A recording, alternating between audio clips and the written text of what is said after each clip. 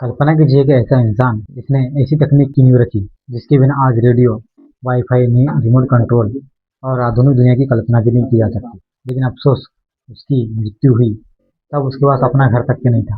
आज की कहानी एक ऐसे महान वैज्ञानिक की है जिसे दुनिया ने देर से पहचाना, निकोला टेस्ला की।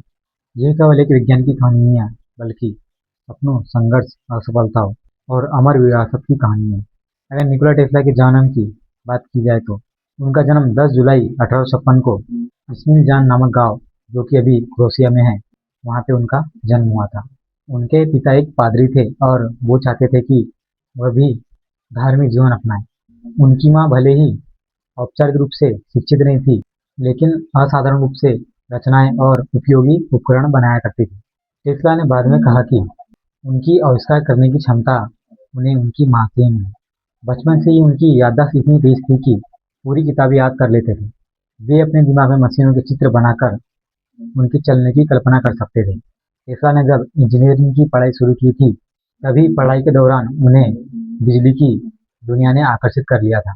उस समय पूरी दुनिया डीसी यानी कि डायरेक्ट करंट बिजली पर निर्भर थी। लेकिन टेस्ला का मानना था कि भविष्य एसी यानी कि अल्टरनेटिंग करंट का है।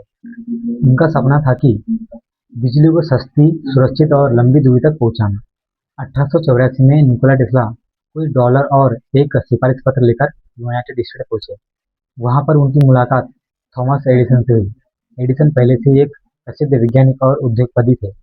फिर टेस्ला ने उनके साथ काम करना शुरू कर दिया। कहा जाता है कि निकोला टेस्ला को थॉमस एडिसन ने कठिन काम पूरा करने पर उन्हें एक इनाम दिया जाएगा इसका वादा किया था। जब टेस्ला ने वह कठिन काम पूरा किया था, तब थॉमस एडिसन ने बताया था कि यह सिर्फ अमेरिकी मजाक है और आप ये अमेरिकी मजाक भी नहीं समझते।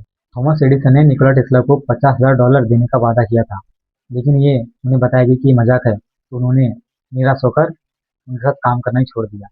तभी से शुरू हुआ इतिहास का वॉर ऑफ करंट। एक तरफ थे प्रसिद्ध वैज्ञानिक थॉमस एडिसन, जो डीसी बिजली का समर्थन करते थे। दूसरी तरफ थे निकोला टेस्ला, जिनका साथ उद्योगपति जॉर्ज वेस्टिंगहाउस ने दिया था। इससे बिजली लंबी दूरी तक कम नुकसान में भेजी जा सकती है। थॉमस एडिसन ने डराने के लिए ऐसी बिजली को खतरनाक साबित भी किया, लेकिन अंततः टेस्ला की जीत हुई। 1893 वर्ल्ड कोलंबियन में एसी बिजली का शानदार प्रदर्शन हुआ। इसके बाद Nigeria Falls hydro electric power station से एसी बिजली का सफल उत्पादन और वितरण हुआ, जिसने पूरी दुनिया का भविष्य बदल दिया। निकोला टेस्ला ने अपने जीवन में लगभग 300 पेटेंट अपने नाम किए, जिनमें उनके प्रमुख आविष्कार AC power system, Tesla coil, radio तकनीक में महत्वपूर्ण योगदान, रिमोट कंट्रोल, इंडक्शन मोटर और वायरलेस ऊर्जा पर प्रयोग। उन्होंने ऐसी बिजली का सपना देखा जहां पे बिजली बिना तारों के पूरी पृथ्वी पर पहुंच सके। हालांकि उनका ये सपना पूरी तरह साकार नहीं हो पाया। समय बीतता गया और टेस्ला नए प्रयोग करते रहे, लेकिन उस समय निवेशकों ने टेस्ला का साथ छोड़ना शुरू कर दिया। उनकी प्रसिद्ध परियोजना वर्डन सिलिफाइस टावर अधूरी रह गई और धीरे धीरे उनकी आर्थिक स्थिति कमजोर होती गई। जीवन के अंतिम दिनों में होटल के एक छोटे से कमरे में रहते थे और उन्हें कबूतर से बहुत लगाव था और वे उन्हीं के साथ 7 जनवरी 1943 को एक बंद कमरे में उनका निधन हो गया। उस समय बहुत कम लोग उनके वास्तविक योगदान को समझते थे। आज पूरी दुनिया निकोला टेस्ला को आधुनिक विद्युत युग का महानायक मानती है।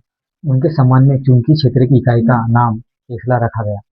इसके अलावा टेस्ला इंडक्शन का नाम भी उनके नाम पर ही रखा गया। आज वैज्ञानिक, इंजीनियर और छात्र उन्हें प्रेरणा के स्रोत के रूप में याद करते हैं। निकोला टेस्ला ने एक बार कहा था, the present is there, the future for which really worked is mind. आज ये बात पूरी तरह सच साबित होती है।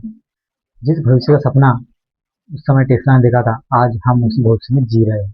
अगर आपको ये प्रेरणादायक कहानी अच्छी लगे तो वीडियो को लाइक कीजिए और चैनल पर नए हो तो चैनल को सब्सक्राइब कीजिए और कमेंट में जरूर बताइए कि आप अगली वीडियो किस महान व्यक्ति के बारे में सुनना पसंद करेंगे। तो मिलते हैं नेक्स्ट वीडियो में।